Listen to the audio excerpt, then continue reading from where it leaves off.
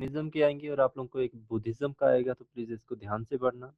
और आप लोगों को एक और क्वेश्चन आ जाता है कि रिलीजियस मूवमेंट कौन सा पीरियड आप लोगों का कहलाता है, तो आप लोगों ने याद रखना है 600 BC का जो पीरियड आप लोगों का होगा वो सारा रिलीजियस मूवमेंट का होगा।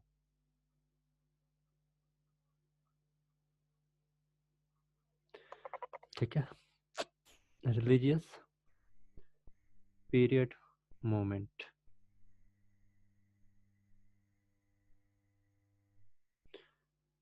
ये आप लोगों का होगा 600 BC तक का। ठीक है, इसमें दो आप लोगों के धर्म निकल के आएंगे। इसमें आप लोगों का पहला होगा बुद्धिज्म और सेकंड होगा आप लोगों का जैनिज्म। जैसे आप लोग जानते हैं बौद्ध धर्म से, और दूसरा आप लोगों का जैन धर्म से है। और ये आप लोगों के लिए सबसे इंपॉर्टेंट रहेंगे और यहाँ से क्वेश्चन सीधे आने ही वाले हैं। ओके, तो फर्स्ट ऑफ ऑल आप हम पढ़ेंगे जो है हमारा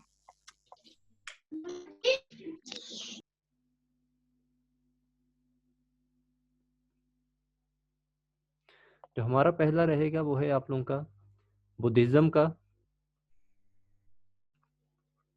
इसे आप लोग जानते हैं बौद्ध धर्म के नाम से। क्वेश्चन आप लोगों से सीधा पूछा जाता है कि बौद्ध धर्म के फाउंडर कौन थे, तो आप लोगों को पता होना चाहिए और आप लोग ऑलरेडी इनके बारे में जानते हैं। कौन है इनके, तो गौतम बुद्धा।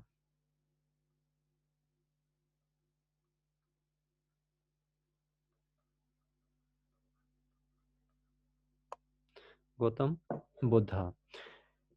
एशिया का ज्योतिपुंज किन्हें कहा गया है, ये भी क्वेश्चन पूछा गया है आप लोगों का। द लाइट ऑफ एशिया या एशिया का ज्योतिपुंज,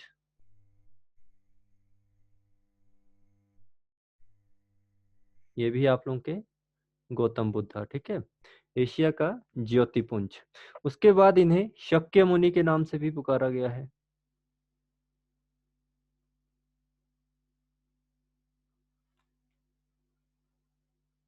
क्योंकि जो इनके फादर थे वो एक शक्य वंश से संबंध रखते थे, इस कारण इनको शक्य मुनि के नाम से भी कहा गया है। इनके बारे में जानते हैं, इनका जो बर्थ हुआ था वो 563 BC में हुआ था इनका। ठीक है, लुम्बिनी नामक जगह।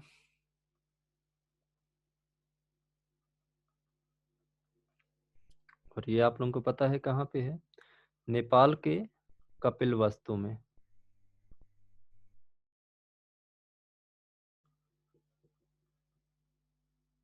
ठीक है, इंपॉर्टेंट है। इनके फादर का नाम पूछा जाए आप लोगों से तो याद रखना शुद्धोधन इनके फादर का नाम था।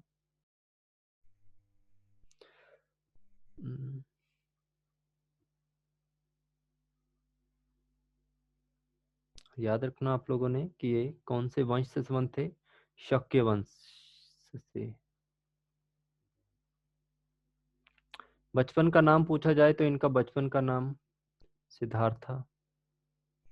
ठीक है, सिद्धार्थ के नाम से ये अपने बचपन में काफी फेमस रहे थे। मदर का नाम महामाया।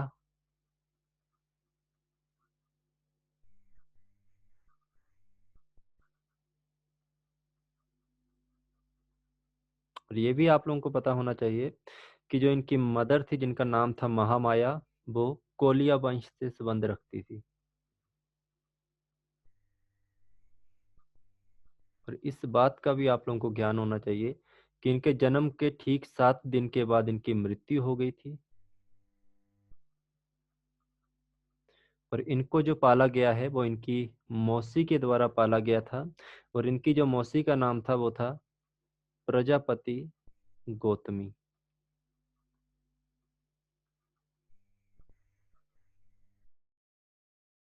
ठीक है, और प्रजापति गौतमी के बारे में कोई जानता है कुछ, कौन थी प्रजापति गौतमी? किसी ने पढ़ा होगा इनके बारे में मेरे तो हिसाब से आप में से। प्रजापति गौतमी कौन थी?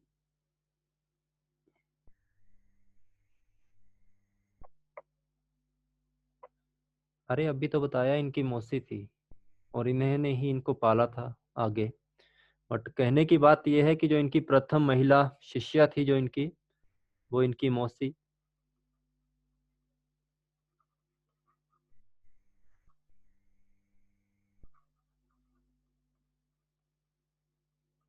प्रजापति गौतमी ही थी। ठीक है, समझ गए आप लोग जो मैं कहना चाहूंगा। आगे इनके बारे में और पूछा जाए आप लोगों से तो ध्यान रखना, इनकी वाइफ का नाम पूछ लिया जाता है आप लोगों से कि इनकी वाइफ का नाम क्या था। यशोधरा। पुत्र का नाम राहुल। ठीक है, राहुल का हिमाचल प्रदेश से भी संबंध है, पता है ना आप लोगों को।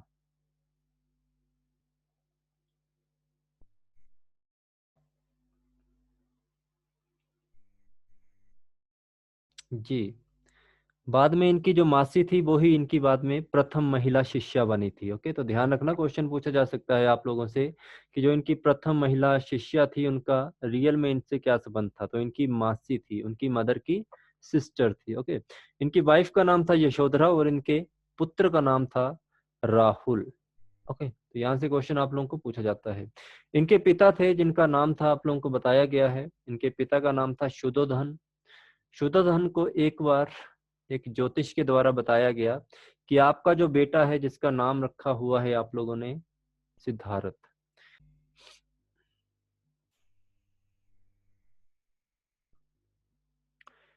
इनके पिता थे जिनका नाम था शुद्धोधन। इनके पिता को एक ज्योतिष ने इनके बारे में कहा था कि जो आपका बेटा है सिद्धार्थ, या तो बड़ा होके एक बहुत बड़ा एम्परर या आप लोगों का शासक या रूलर बनेगा, अदरवाइज या तो ये मॉन्क बनेगा या भिक्षु बनेगा। ठीक है, समझ चुके हैं आप लोग मैं क्या कहना चाहता हूँ। तो जब बात आई शासक बनने की तब तो इनके पिता को काफी खुशी हुई, और जब बात आई मॉन्क या एक भिक्षु बनने की तो इनके पिता को चिंता भी हुई। तो इनके पिता को चिंता इस चीज की थी कि एक बेटा है, ठीक है, और इसकी ना तो मदर है, तो क्यों ना इसको मैं एक शासक ही बनाऊं, क्यों इसको एक मैं मॉन्क या भिक्षु बनाऊं। तो इसीलिए जो इनका बेटा था जिसका नाम था सिद्धार्थ, उसको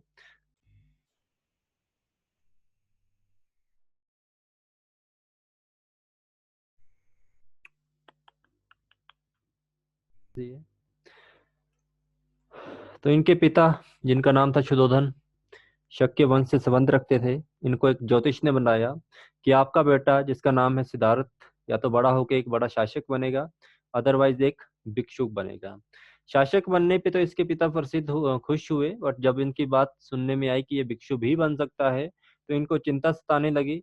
तो इन्होंने क्या किया कि अपने बेटे को अपने ही एरिया में रखा, यानी कि अपने ही महल में रखा, और अपने बेटे को इन्होंने सारी सुख सुविधाएं जो कि एक राजकुमार को दी जाती हैं वो सारी सुख सुविधाएं इसको दी। और इसके साथ जितने भी लोगों को रखा गया सारे यंग पर्सन्स को ही रखा गया, ताकि मेरे बेटे को ये ना पता चले कि बूढ़ा होना भी कोई एज होती है या स्टेज होती है। किसी तरह का इस बेटे को या इस बच्चे को किसी तरह का कोई भी दुख नहीं दिया गया। तो इसी के रिगार्डिंग हम बात करेंगे कि कैसे इनको पता चलता है कि एक सुख के अलावा दुख भी होता है, जवानी के अलावा बुढ़ापा भी होता है, और जन्म के अलावा मृत्यु भी होती है। तो इसी के बारे में इनको ज्ञान होगा। वो ज्ञान किस तरह होगा, यहाँ से आप लोगों का क्वेश्चन पूछा जाता है। एक टाइम ऐसा आता है जो आप लोगों के सिद्धार्थ होते हैं, राजकुमार सिद्धार्थ, इनका मन करता है कि मैं अपनी टेरिटरी से बाहर निकलूं, अपने एरिया से बाहर निकलूं और बाहर का दृश्य देखूं कि बाहर क्या हो रहा है। तो इसी के कारण आप लोगों से क्वेश्चन पूछा जाएगा कि जो गौतम बुद्ध थे जब वो बचपन में, जिनका नाम उस समय था आप लोगों का सिद्धार्थ, उस समय इनको जो घर से बाहर सारथी लेकर गया था, या जिसने इसको सारी स्टेजेस बताई थी कि दुख भी होता है, बुढ़ापा भी आता है, मृत्यु भी आती है, ये सारी चीजें, तो उस सारथी का क्या नाम था। तो आप लोगों ने याद रखना है, उस सारथी का जो नाम था वो था चन्ना, और कुछ बुक्स में आप लोगों को इसका नाम मिलेगा चाण। ठीक है, उसके बाद आप लोगों से क्वेश्चन पूछा जाएगा कि जो सिद्धार्थ था, जिस घोड़े के ऊपर सवार होके गया था, जो इसका बचपन का घोड़ा था, उसका क्या नाम था। तो इसका जो घोड़ा था उसका नाम था कंथक। कंथक। जब ये अपने एरिया से या अपने साम्राज्य से बाहर निकलेगा, अपने राज्य से बाहर निकलेगा, तो वहां पे ये कितने दृश्यों को देखता है, ये भी क्वेश्चन पूछा जाता है। तो चार दृश्य देखेगा, चार दृश्य में सबसे पहला जो इसका दृश्य होगा, प्लीज नोट डाउन अगर करना चाहें तो कर सकते हैं, जरूरी नहीं है। पहले ये देखेगा एक बूढ़े व्यक्ति को, बूढ़ा व्यक्ति जो कि बिल्कुल लाठी के सहारे चलता था, बेंड हो चुका था और अपनी मृत्यु शैया पर पहुंच चुका था। सेकंड ये देखेगा एक बीमार और एक कमजोर व्यक्ति को, जो भी मरने की कगार पे पहुंच चुका था। थर्ड ये देखेगा एक डेड बॉडी को। ठीक है, तीन चीजें इसने देखी, पहला एक बूढ़ा व्यक्ति देखा, सेकंड इसने बीमार व्यक्ति देखा जो कि एटलीस्ट मरने ही वाला था, और थर्ड इसने देखा एक डेड बॉडी को जलाते हुए। और फोर्थ जो ये देखता है, जिसके ऊपर इसका सबसे ज्यादा गहरा प्रभाव पड़ता है, एक टेंशन फ्री मॉन्क को देखेगा, एक टेंशन फ्री भिक्षुक को देखेगा। ठीक है, जो कि अपनी धुन में ही मस्त है और उसके चेहरे पे एक तरह से एक स्माइल है। ठीक है, तो जो आप लोगों का कंथक होगा, कंथक से, सॉरी कंथक तो इसका घोड़ा है, जो इसका होगा चन्ना या चाण, जो इसका सारथी होगा, उससे ये सब कुछ पूछेगा कि ये क्या था। जो पहले उसने देखा एक बूढ़ा व्यक्ति, वो एक क्या चीज थी। सेकंड वो पूछेगा ये बीमार व्यक्ति क्या था, जो कि मरने ही वाला था, उसको किस तरह की कोई प्रॉब्लम थी। और थर्ड ये पूछेगा कि किस चीज को ये जला रहे हैं।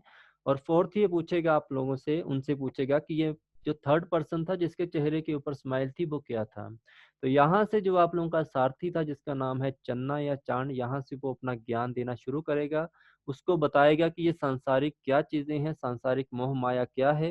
तो ये सारा कुछ उसको बताएगा कि ये जो आप लोगों का संसार है, ये दुखों से भरा है, जिसमें एक इंसान बचपन में जो कि पैदा होता है, फिर उसका बचपन आता है, फिर वो जवानी आती है, एंड थर्ड आप लोगों की स्टेज आती है, वो है आप लोगों की मृत्यु की और बुढ़ापे की। ठीक है, इंसान का गोल जितना मर्जी बड़ा हो, इंसान हो अमीर या हो आप लोगों का गरीब, उसको एक उसका जो गोल है जिसको वो हमेशा भूल जाता है, जो कि है उसकी डेथ, जो है उसकी मृत्यु, उस तरफ उसको जाना पड़ेगा। तो ये उससे ये भी कहता है कि जो भी हमारा संसार है, ये सारा दुखों से भरा है, मोह माया से भरा हुआ है, और हर एक प्राणी इस पूरी धरती के ऊपर बिल्कुल दुखी स्वभाव में रहता है और दुखी रहता है। फिर इसका फोर्थ क्वेश्चन इससे होता है कि ये जो इसने एक और पर्सन देखा, जो कि एक टेंशन फ्री पर्सन था और उसके चेहरे के ऊपर क्या था, स्माइल थी, ये कौन था। तो इससे बताता है कि ये एक बुद्ध है, ये एक मोंक है। और ये मोंक क्या है, ये मोंक अपने सारे संसारिक सुखों का त्याग कर चुका है। ये सुबह जहाँ पे इसकी होती है, वहीं से ये मांगना शुरू करता है और लोगों के बीच में धार्मिक उपदेश देता है, और धार्मिक उपदेश देते देते जहाँ पे इसकी शाम हो जाती है, वहीं पे ये सो जाता है। और उसके बाद एक दिन ऐसा आएगा कि ये उपदेश देते देते अपनी जो इसका निर्वाण है, जो भी इसकी, उसको क्या कहते हैं, मुक्ति की तरफ या मृत्यु मार्ग की तरफ चला जाएगा, या मुक्ति को प्राप्त कर जाएगा। फिर यहाँ से ये जो पर्सन है आप लोगों के, जिनका नाम है सिद्धार्थ, इसका जो माइंड है थोड़ा हिलता है और ये बोलता है कि अब मैंने भी कुछ और करना है। तो ये अपने राज्य में आता है, फिर से इसे वही सुख सुविधाएं दी जाती हैं, वैसे ही इसके सामने पर्सन है, बट जिस इंसान ने एक बार सत्य को जान लिया, उसके लिए ये सब सुख सुविधाएं क्या रहेंगी, बेकार हो जाती हैं। फिर आप लोगों से ये क्वेश्चन पूछा जाएगा और इसकी लाइफ में यही टर्निंग पॉइंट आएंगे। ठीक है, तो ध्यान रखना आप लोगों ने, क्वेश्चन आप लोगों से पूछा जाएगा कि जो आप लोगों के सिद्धार्थ थे, ये कितनी एज में गृह त्याग कर चुके थे। 29 ईयर में इन्होंने गृह त्याग किया था और बिना किसी को बिताए ये अपना घर त्याग करके चले गए थे। ओके, तो जो आप लोगों की बौद्धिक ग्रंथ है या बौद्ध धर्म के लोग हैं, इसको क्या कहते हैं, गृह त्याग की घटना को क्या कहा जाता है। तो आप लोगों ने हमेशा ध्यान रखना है, यहाँ से क्वेश्चन बन जाता है कि गृह त्याग की घटना को बौद्ध धर्म में क्या कहा गया है। तो आप लोग ध्यान रखिए, महाभी निष्कर्मम। ठीक है, निष्कर्मण इसे कहा गया है, महानि महाभिनिष्कर्मण। ओके, ठीक है, तो आप लोगों से ये सीधा क्वेश्चन पूछा जाएगा। इसके बाद आप लोगों से पूछा जाएगा कि इस गृह त्याग करने के बाद ये पहली बार कहाँ पे पहुंचे थे। तो ये पहुंचेंगे आप लोगों की बैंक ऑफ एनोमा रिवर। ठीक है, एनोमा नदी के किनारे ये पहुंचेंगे। यहाँ से अपने जो इनके भी शाही वस्त्र होंगे उनका त्याग करेंगे, और अपना बाल जो होते हैं उनको कटवाएंगे और बन जाएंगे क्या, बाल तो पता नहीं कटवाएंगे कि नहीं कटवाएंगे, और यहाँ पे जाके ये बन जाएंगे क्या, एक मॉन्क। तो यही क्वेश्चन पूछा जाता है कि जो आप लोगों के सिद्धार्थ थे, वो कैसे एक बौद्ध भिक्षु बने थे और कौन सी नदी के किनारे, तो आप लोगों ने याद रखना है अमोना नदी के तट के किनारे। ओके, तो यहाँ से ही ये बने थे आप लोगों के बुद्धिस्ट, सॉरी, मोंक बने थे, ठीक है, भिक्षु बने थे यहाँ से। इसके बाद आगे ये पहुंचेंगे राजगीर में या राजग्रही में। राजग्रही में इनकी एक मुलाकात होगी जो इनके पहले गुरु माने जाएंगे, जिनका नाम होगा अलार कलम। अलार कलम से ये पहली शिक्षा प्राप्त करेंगे।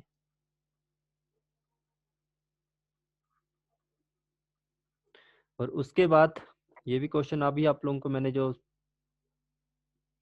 करवाया था पीछे, वहां से ये क्वेश्चन आया हुआ था आप लोगों का, जो महाजनपद है राजग्रही किसकी कैपिटल हुआ करती थी, तो आप लोगों की मगध की। तो ये ध्यान रखना है, तभी मैंने वो पहले करवा दिए थे महाजनपद। ठीक है, क्वेश्चन आ सकता है उससे। सेकंड टाइम ये पहुंचेंगे आप लोगों के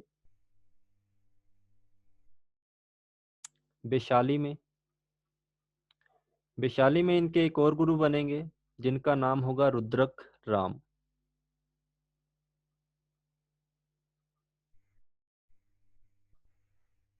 इनसे भी इन्होंने शिक्षा ही ग्रहण करनी है, तो जितनी जितनी शिक्षा इनको आती है उतनी शिक्षा ये महात्मा बुद्ध या सिद्धार्थ को देते रहेंगे। तो यही आप लोगों से क्वेश्चन पूछा जाएगा।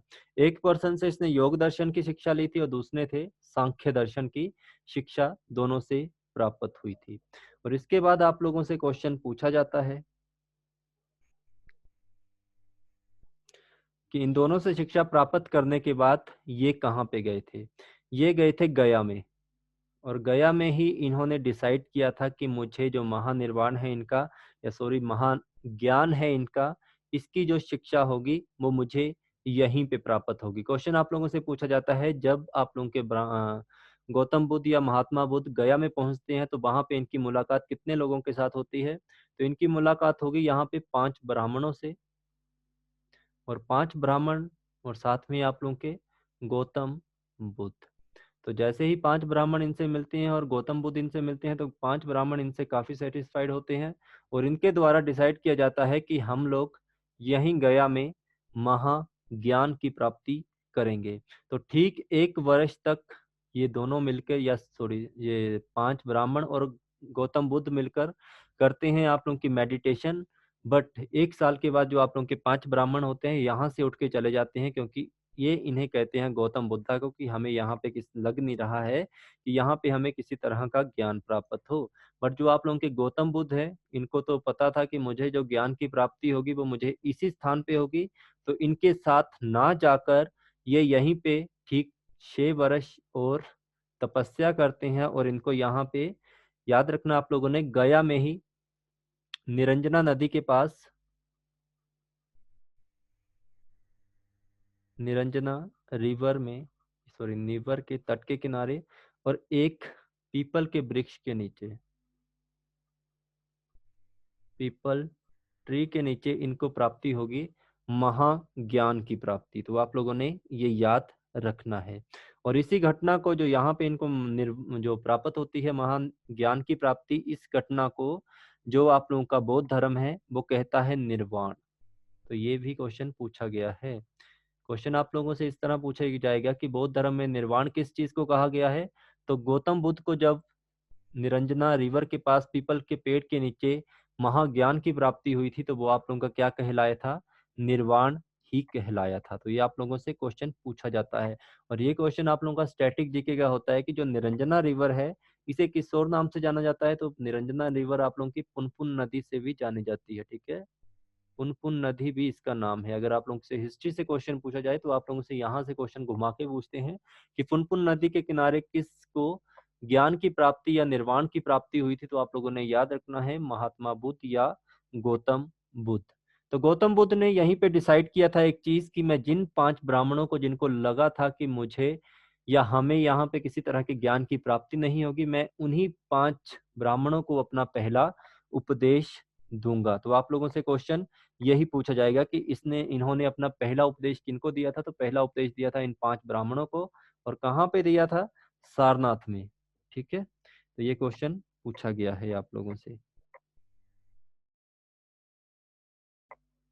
सारनाथ में इनके द्वारा पहला उपदेश दिया जाता है। और क्वेश्चन आप लोगों से ये भी पूछा जा सकता है कि सारनाथ का पहले नाम क्या हुआ करता था। तो याद रखना आप लोगों ने ऋषि पतम। ठीक है, ऋषि पतम आप लोगों का पहले नाम हुआ करता था किसका? सारनाथ का ओल्डेस्ट नेम। जो पहले उपदेश की प्राप्ति सॉरी जो इन्होंने पहला उपदेश दिया था वो सारनाथ में ही दिया था। ठीक है, ये आप लोगों ने ध्यान रखना है।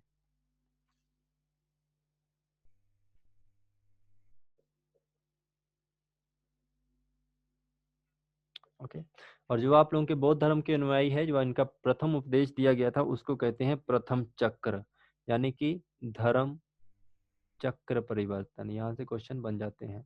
प्रथम चक्र का मतलब हुआ इनका सॉरी प्रथम चक्र का मतलब हुआ कि जहाँ पे इन्होंने पहली बार अपने उपदेश लोगों को प्रदान किया था उसे कहा गया है प्रथम चक्र, या उसे कहा गया है धर्म चक्र परिवर्तन।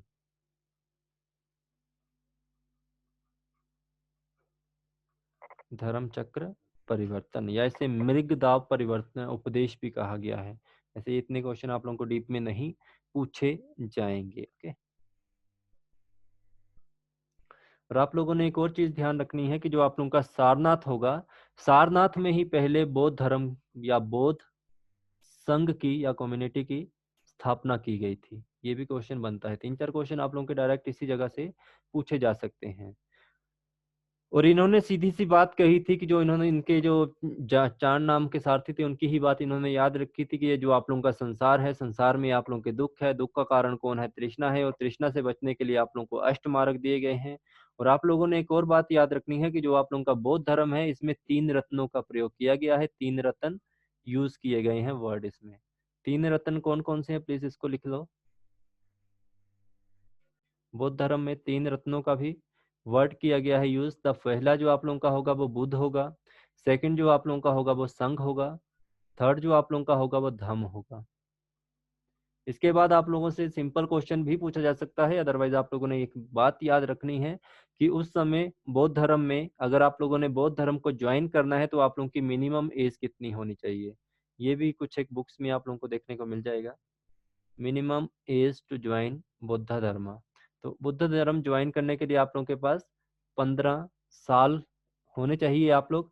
इसके बाद आप लोगों से ये भी क्वेश्चन पूछा गया है कि जो बौद्ध धर्म होता था इसकी गण पूर्ति, जो भी इसकी क्वारम होती थी, यानी कि जो भी इसकी मीटिंग्स वगैरह होती थी, उसकी गण पूर्ति के लिए आप लोगों के पास कितने मेंबर होने चाहिए। मेंबर की संख्या इनसे पूछी गई है आप लोगों की। तो मेंबर होने चाहिए आप लोगों के पास एटलीस्ट 20। अगर आप लोगों के पास 20 मेंबर्स नहीं है तो आप लोगों की किसी भी तरह की बौद्ध संघ की कोई भी मीटिंग नहीं होगी। जिस तरह आप लोगों को पता है कि लोकसभा और राज्यसभा में आप लोगों के 1/10 सदस्य होते हैं। फॉर एग्जाम्पल आप लोगों को बता रहा हूँ कि जैसे उसमें 1/10 सदस्य होते हैं आप लोगों के, अगर वो नहीं प्रेजेंट होंगे तो राज्यसभा की कोई भी जो भी उनकी मीटिंग्स वगैरह होती हैं वो कुछ नहीं होगा।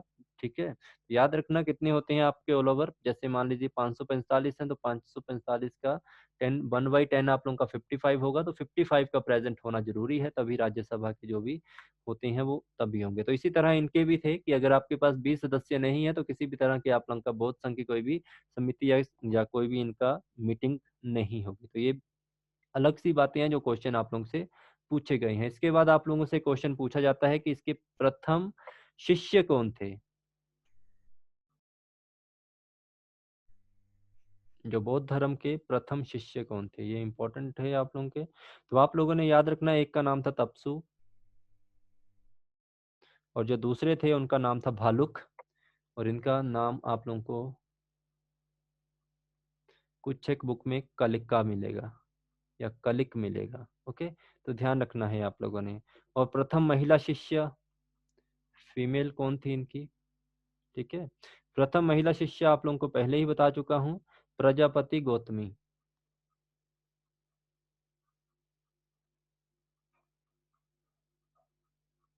ये भी क्वेश्चन पूछा गया है आप लोगों का, प्रजापति गौतमी। इसके बाद आप लोगों से क्वेश्चन पूछा जाएगा कि इनके फेवरेट या इनके प्रधान शिष्य कौन थे। प्रधान शिष्य कौन थे, तो आप लोगों ने याद रखना है प्रधान शिष्य इनके होंगे, एक का नाम होगा आनंद और एक होंगे आप लोगों के उपाली। ओके, ये रिलेशन में इनकी मौसी होगी। आनंद और रूपाली के द्वारा ही बाद में सुत पिटक और आप लोगों का जो होगा विनय पिटक लिखा जाएगा। ठीक है, तो ये भी आप लोगों ने माइंड में रखना है, बट मैं आप लोगों को ये बाद में बताएंगे। और बौद्ध धर्म जो आप लोगों का फॉलो किया जाता है वो सुत पिटक और विनय पिटक के ऊपर ही फॉलो किया जाता है। इसके बाद आप लोगों से सीधा क्वेश्चन पूछा जाता है कि जो गौतम बुद्ध थे इन्होंने अपने सबसे ज्यादा उपदेश कहाँ पे दिए थे?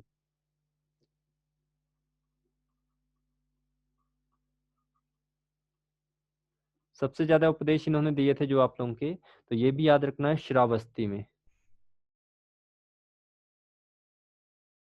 श्रावस्ती। और जितने भी उपदेश इनके द्वारा दिए गए थे वो पाली भाषा में ही दिए गए थे। ये भी इम्पोर्टेंट है आप लोगों के लिए।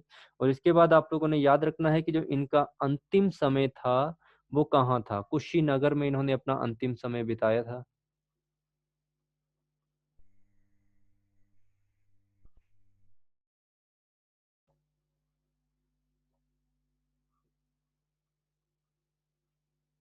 ठीक है, अंतिम समय में इनके द्वारा इनका कुशीनगर में ही बताया गया था अंतिम समय। ओके, और क्वेश्चन आप लोगों से ये भी पूछा जाता है,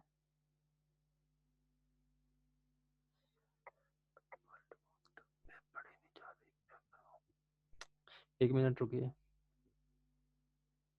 ठीक है, जो इनके अंतिम उपदेश थे वो आप लोगों के कुशीनगर में ही थे। और आप लोगों से क्वेश्चन पूछा जाएगा कि इन्होंने अपना अंतिम उपदेश किसको दिया था? तो ध्यान रखना, आप लोगों ने, इनके एक शिष्य हुआ करते थे, उन शिष्य का नाम था शुभश। कुशीनगर में ही थे वो, शुभश। शुभश थे, इनको इन्होंने अपना अंतिम उपदेश दिया था। ये भी इंपॉर्टेंट आप लोगों का क्वेश्चन बनता है। और इसके बाद आप लोगों ने एक और चीज याद रखनी है कि इनकी मृत्यु का रीजन क्या बना था। इनकी मृत्यु का रीजन बना था एक पर्सन। ठीक है, बट ये क्वेश्चन पूछा नहीं जाता है कि ये इनको इनवाइट किया गया, एक इनके अनुयायी थी जो कि अनुयायी था, जो कि प्रोफेशन से था एक लोहार, और उसका नाम भी था चुंद लोहार। चुंद लोहार।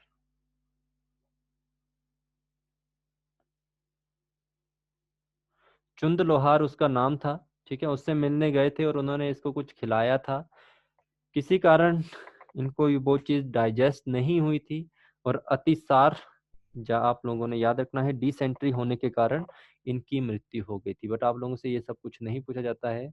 आप लोगों ने इतना ही ध्यान रखना है कि इनकी जो मृत्यु हुई थी वो कुशीनगर में हुई थी 483 में।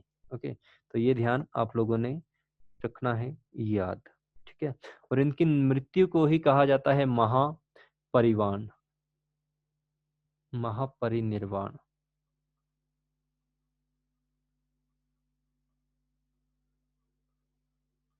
महापरिनिर्वाण कहा जाता है। और आप लोगों से क्वेश्चन पूछा जाएगा कि इनकी जो मृत्यु हुई थी वो किस जगह पे हुई, किस नदी के तट पे हुई थी? तो एक नदी का तट था जिसको कहा जाता है bank of Hiranyavati river. Hiranyavati river.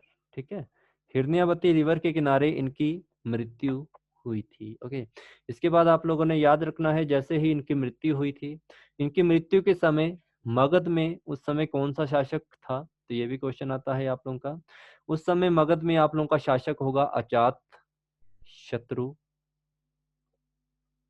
अजात शत्रु के बारे में आप लोग जानते हैं कि ये एक हर्यक वंश या हर्यक एनेस्टी से संबंध रखने वाला पर्सन होगा ये।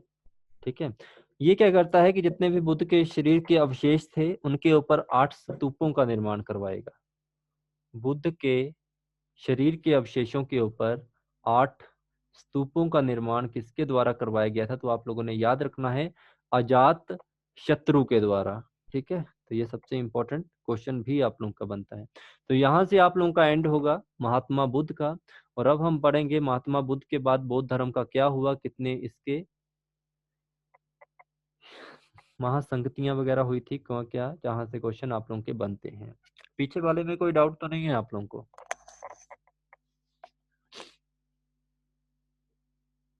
महात्मा बुद्ध तक कोई दिक्कत, कोई डाउट तो नहीं है किसी को कि महात्मा बुद्ध समझना आया हो? ठीक है, महात्मा बुद्ध से आप लोगों को इतने ही क्वेश्चन बनेंगे, छोटे छोटे क्वेश्चन बनते हैं, ज्यादा टफ क्वेश्चन आप लोगों के नहीं बनते हैं। और अगर आप लोग इन क्वेश्चन को करने के बाद एमसीक्यूज कर लेंगे इसके कहीं से, तो आप लोग जो भी बुक फॉलो करते हो तो वहां से आप लोगों के ऑलमोस्ट कंप्लीट हो जाएंगे। ठीक है, ध्यान रखना। आप लोगों को इस चीज का पता होना चाहिए कि जो बौद्ध धर्म है इसमें जो काउंसिल्स बनी थी, जो आप लोगों की महासंगतियां हुई थी, वो टोटल आप लोगों की हुई है 6। ठीक है, बट आप लोगों के एग्जाम के हिसाब से, आप लोगों के सिलेबस के हिसाब से टोटल बती हैं 4, क्योंकि 4 का ही हमें इंफॉर्मेशन मिल पाती है, जो बाकी 6 हुई थी उनके बारे में कोई इंफॉर्मेशन नहीं है। तो आप लोगों के एग्जाम में भी सिर्फ 4 ही पूछी जाएंगी, तो आप लोगों ने 4 ही याद रखनी है, और चारों काफी इंपॉर्टेंट है, ये ध्यान आप लोगों ने रखना है। तो फर्स्ट आप लोगों की जो बुद्धिस्ट काउंसिल हुई थी वो कहाँ पे हुई थी?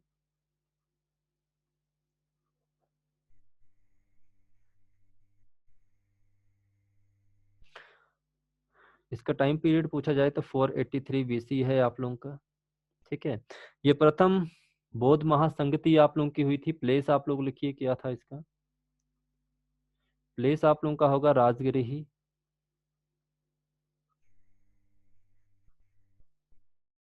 ठीक है, रूलर होंगे आप लोगों के अजात शत्रु,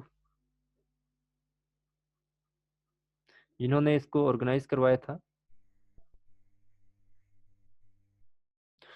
हर्यंक डायनेस्टी से संबंध रखते हैं।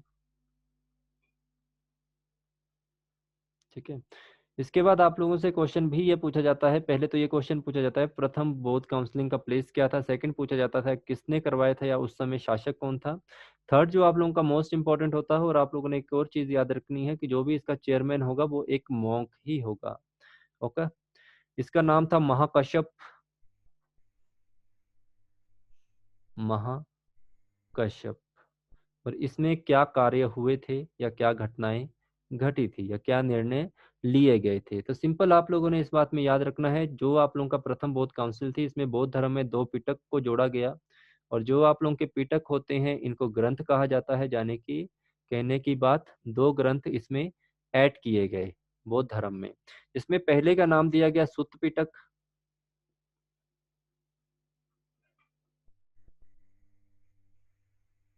और दूसरा है आप लोगों का विनय पिटक।